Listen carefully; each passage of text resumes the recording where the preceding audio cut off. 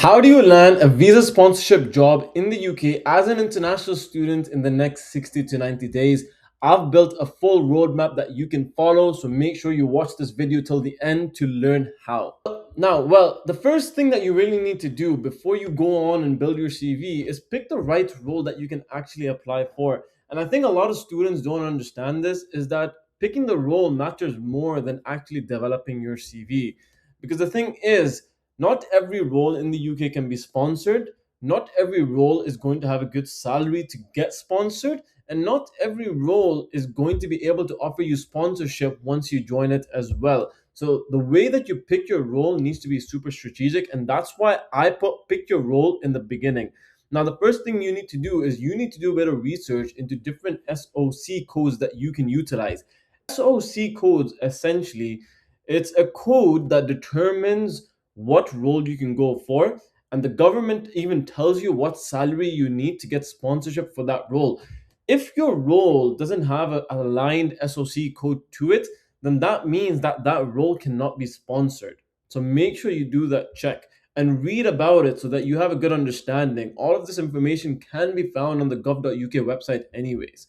Now, your goal as an international student is to find that role and then find that SOC code so that you can essentially land that visa sponsorship job. So, number one, pick the best role that you can go for. And essentially, I've got a community and I help international students find that exact role through my career clarity sessions. The second thing is learn the visa sponsorship roadmap. What does that mean?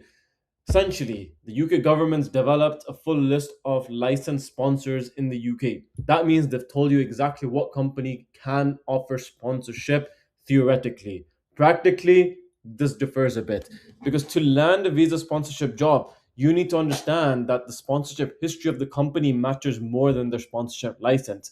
Any company can have a license, by the way. A bit of compliance checks here and there, and a company can go and get a license. But the thing that matters the most, and I'm talking to you right now, check their sponsorship history. And I've built a free tool that can potentially help you land that. It's called Visa Job Hubs. Go to visajobhubs.com and you can find out the different roles that are being sponsored, and it will even tell you the sponsorship history of these specific companies. The second thing in the Learn the Visa roadmap is understanding salary thresholds. In the latest years, we've seen salary changes happen too often. What this means is, back when I came to the UK, this was in 2018, sponsorship for the salary was 26,200. Now it's 41,700. That's a massive increase, by the way. Back in 2024, it was around 38,700 and it's increased since then. So they really don't want international students getting those low salaries and getting sponsored. You have to earn a specific amount and get sponsored. Now, there is a bit of a bypass what you can do. You need essentially 33,400 on the new entrant route to get sponsored. Essentially, think of it as a route that gives you a discount. There's many different criteria to get the new entrant visa. If you check the gov.uk website, you can essentially figure out what it is. And we teach all of this inside TGN anyways. Of course, if anyone does want to join the graduate network community, feel free to reach out to me and I'm more than happy to help you out. Now that we have picking your role and learning the visa roadmap sections covered, the next thing is building your CV. And the issue here is most people, they ignore step 1 and 2 and go straight to step number 3 and then go back to step number 1 and 2. You should not be doing that at all. Pick your role and learn the visa roadmap first and then go and build your CV. Because once you have that role figured out, then only can you build your CV. You can't build your CV to general 1 to 2 pages long. Okay, that just it does not work. Now, building your CV depends on many different things. UK format is a lot of people out there say 1 page CV, 2 page CV, 3 page CV. Honestly, it does not matter. What matters is that the first page has all your relevant experience, skills, and education mentioned on it. The second page can have whatever. As long as the first page covers all the basics and the foundation, then you're good to go. But just make sure that you're adding in your achievements, you're quantifying, you're hyper specific, and there's no generalist terms. Also, try not to use ChatGPT to write your CV.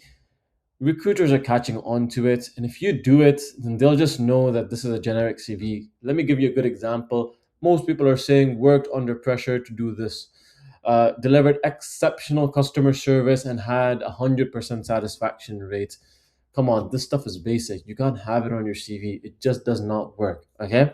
So once you've built your CV, then you're pretty much good to go. Fourth step, which is super important nowadays, is your digital CV. LinkedIn is like huge nowadays, and most SMEs, startups, and even MNCs are looking at LinkedIn. So if you don't fix your digital CV through LinkedIn, then you're really not doing well in the job market. Make sure you fix your LinkedIn profile up, you optimize it to the ideal role that you want, and you only have your LinkedIn profile open to recruiters. You see that green banner that goes on your profile pic? You don't want that, by the way. That is open to the public. Make sure you go and change it so that's open to UK recruiters only.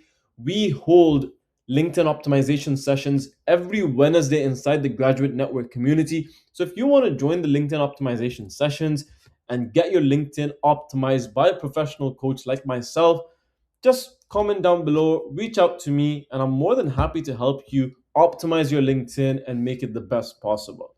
Now, this is the foundation of everything. Once you've got the foundation done, then you're ready to apply to jobs. If you don't do these four things, don't even think of clicking apply, by the way. These four things need to be done, and these are just the prerequisites, okay? So, one, pick your role. Two, learn the visa roadmap. Three, build your CV. Four, fix your LinkedIn profile. Now we come to the application section, and this is where it gets interesting. You see, for any job that you're going for, you don't just go and look for a job and apply to it randomly. You have to complete a series of different checks so that the role can actually guarantee visa sponsorship when you apply for it. What this means is number one is generate a sponsor list. This is a list of companies within the industry you're applying to that have a good history of sponsorship and they will sponsor for that role because the salary is good, barring that you meet the technical skills and experience for it. Filter it by location, filter it by SOC, and utilize Visa Job Hubs to get there. If you don't know what Visa Job Hubs is, let me repeat it again. It's a platform created for international students by an international student so that you can land visa sponsored jobs. It's free to use and you can create an account on it. Okay? Now, the second thing is tailoring your application. Most people, what they do is they send out generic CVs. There's literally no point of sending out generic CVs, by the way. If you have a generic CV, you're going to get rejected regardless. You need to make sure that the CV you have is hyper tailored and customized to the application. Mirror the job description, have certain keywords on it. It really depends what the keywords. You can't just go on ChatGPT and ask it, give me 5 to 10 keywords to put on the CV. That doesn't work anymore. That was a strategy that worked maybe back in 2024, 2023, even 2025. But in 2026, you need to tailor your application in such a way that recruiters know exactly what type of experience you're bringing to them. So make sure you do that, okay? Because the thing is, most of these companies are utilizing ATS. ATS, if you don't know what ATS is, applicant tracking system, it's an AI software that filters out your CV. If you're applying for an MNC, they use it. SMEs and startups, they usually don't use it, so you don't have to worry too much. But you still need to tailor it. And every week we have 2 CV review sessions that we have inside the Graduate Network. So if you want to learn how to write your CV or learn how to tailor your CV properly, we've got the different master classes. Just drop me a DM if you want to join the Graduate Network community. Once you're done with finding out what companies to apply to and you've tailored your CV for that specific company, then you need to have a good tracker. If you don't track your job applications, then it won't benefit you in the long run. Tracking your job applications literally means having a full tracker, and this is one of the examples of a TGN job application tracker that we give our students access to.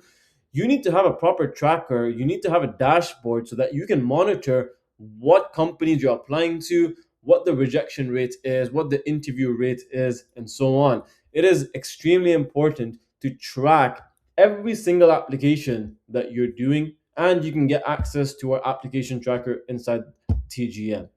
Now, the fourth thing while applying is once you do all of these steps properly, you will get those interviews, and those interviews are going to get lined up. And preparing for those interviews is extremely vital, because in the UK they've got multiple different types of interviews. They've got HR screening calls, which are between 50 to 30 minutes long. They've got competency based interviews, they've got technical interviews, they've got case study interviews, they've got situational interviews, and they've got cultural interviews. If you don't understand how to do these interviews, then it's going to be really tough, because you cannot prepare for competency rounds the same way you do for situational. You can't prepare for HR screening rounds the same way you do for technical rounds.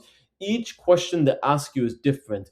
The way they ask you is different, and the answers you give are different. For example, HR screening round, it's really more about getting to know you, what salary you want, your right to work status. Bonus, right to work questions are really important. If you don't know how to answer the right to work questions, then you will get rejected. Okay. So interviews are really important. Whether you use the STAR method, that really depends on the question that's being asked. You cannot be using the STAR method. And obviously, for those that don't know what the STAR method is, situation, task, action, result, you can only use this for one style of interview. For the rest of them, it doesn't actually work. Okay. So we also have interview prep sessions inside the graduate network. Essentially, we've got a hiring manager that has 15 plus years of experience. He's British himself, and he helps you prepare for these interviews, does a couple of mock interviews with you, and prepares answers with you live, so that you're super confident when you go into those interviews. If you want to attend these interview prep sessions, feel free to drop me a DM. More than happy to have a chat. Now, obviously, we've gone from foundation to application, and the four main things here are very important. But remember, the prerequisites that you do here by picking your role and then fixing your LinkedIn, building your CV, all of that is really, really important as well. Now, once you've done the interview, you've passed the interview, offer is going to come. Now, the offer matters a lot, because your offer is going to be completely different to an offer that a British person gets. British persons are just going to get an offer. They're going to have their checks done, the compliance checks, and they'll get the thing. But for you, you're getting sponsored.